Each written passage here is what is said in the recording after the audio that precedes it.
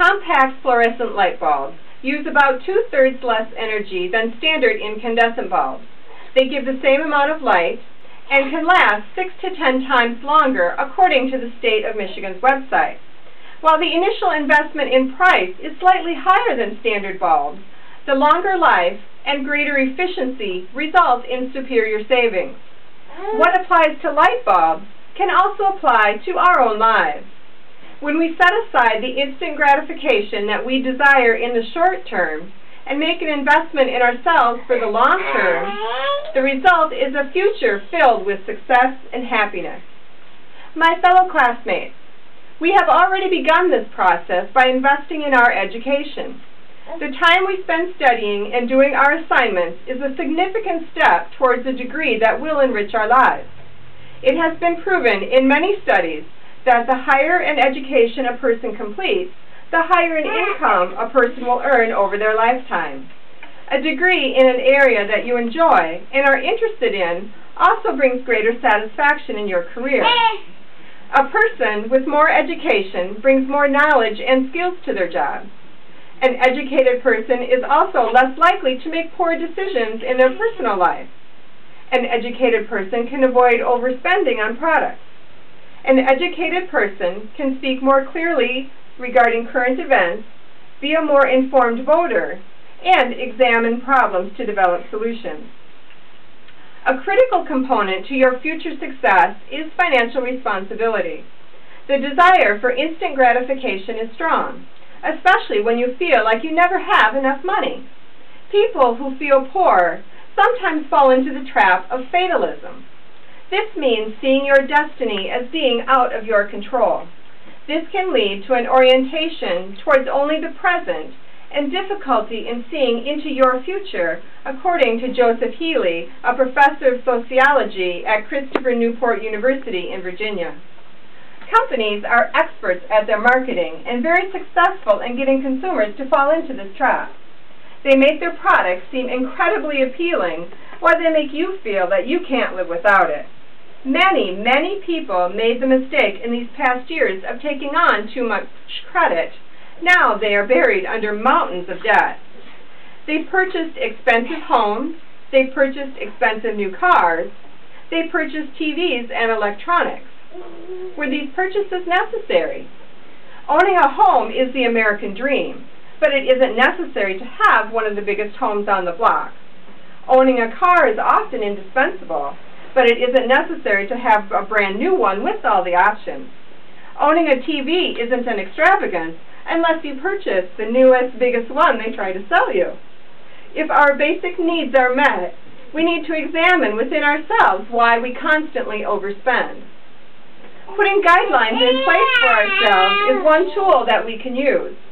Develop a plan ahead of time before you enter a store. Be aware that you will see displays and talk to salesmen that will pressure you into making a purchase that you don't need. Use a strategy that insists you delay purchases, particularly high-dollar purchases. A good night's sleep can help you re-evaluate a purchase. It also gives you more time to do research to see if this is really the best deal and the best product for you. The Internet has many sites available that provide customer reviews. An informed buyer is a happy buyer. Nothing slows a salesman down more than hearing you say, "I need to think about this purchase and research it before I make a decision." Make a deal with yourself that any high-dollar purchases will never be made on the spot in the store. Unfortunately, many of our impulse purchases are low dollar and spur of the moment. These accumulate over time. These purchases add up to more money than we realize. One approach is to record every purchase that you make for a week. At the end of the week, total up the purchases, and chances are you will be surprised at how much was spent on unneeded items. How many times did you visit a fast food place? How many times did you grab a candy bar or a magazine at the checkout? Could you maybe, just maybe, have done without that new pair of shoes or that new shirt? Love to watch the movies? Renting is cheaper than going to the theater. Cigarettes are one of the biggest money-sucking items there are. The average cost for a pack of cigarettes in Wisconsin is $6.70, according to Answers.com. At only half a pack a day, you will spend close to $100 a month for this habit. When you look at this habit from a money and a health standpoint, even the cost of one pack of cigarettes is too much. Take the time to reflect on all these types of purchases and evaluate what long-term value they have for you.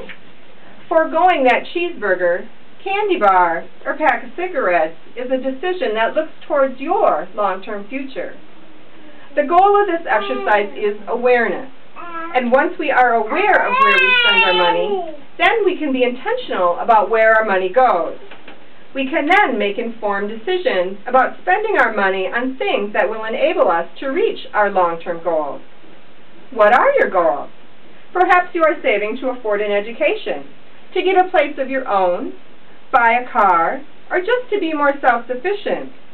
Spend some time thinking about these goals and visualizing what your life will be like once you obtain them. See yourself walking on graduation day, driving to work in your car, moving into your apartment, or just being able to take care of your own needs without depending on someone else. Keep these visuals in your head, and the next time you are tempted to spend money on a purchase you don't need and possibly can't afford, they can be your defense against these desires. Wait just 10 minutes before you pull into the drive-in to order, and you may intentionally change your mind. At the checkout, you only need willpower for about 5 minutes before you are through the line and back to your car. Our desire for instant gratification is as old as time itself. In Genesis chapter 25, verses 29 through 34, we hear the story. One day, when Jacob was cooking some stew, his brother Esau arrived home from the wilderness, exhausted and hungry. Esau said to Jacob, "I'm starved. Give me some of that red stew."